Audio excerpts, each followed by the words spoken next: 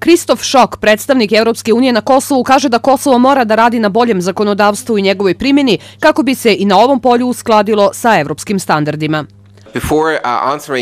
Oko 40% evropskog zakonodavstva odnosi se na zdravu hranu u poljoprivredi i oko 40% budžeta Evropske unije ide u ovaj sektor.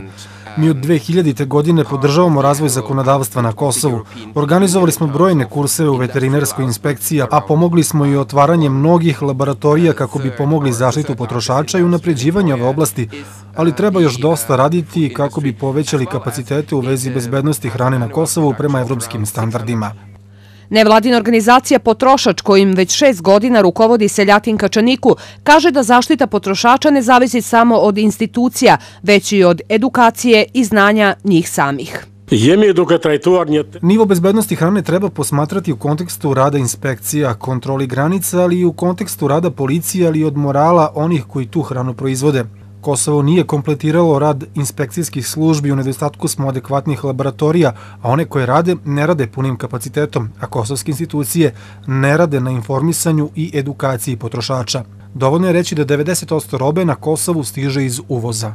Dejan Ćosić, direktor firme Kos Natura iz Gračanice, koja se od septembra bavi proizvodnjom zdrave hrane, ukazao je na nepoštovanje dvojezičnosti na zvaničnim sajtovima institucija na Kosovu koje se bave ovim pitanjem. Samo bih volio da apelujem da upotreba isto srpskog jezika na svim sajtovima bude ista kao i na albanskog, da mi možemo iz manjih sredina da dođemo do konkretnih informacija gde bi mogli da uradimo od laboratorijskih analiza, od drugih informacija da možemo da potražimo grantove i subvencije i u Ministarstvu poljoprivrede i u Agenciji za veterinarstvo.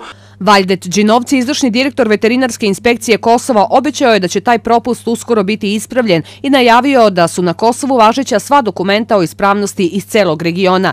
Veterinarska inspekcija na Kosovu funkcioniše na centralnom i opštinskom nivou, kao i pogranična, fito i sanitarna inspekcija. Inspekcija funkcioniše u okviru Kosovske agencije za veterinu i hranu, a sve je zajedno u okviru Ministarstva za poljoprivredu.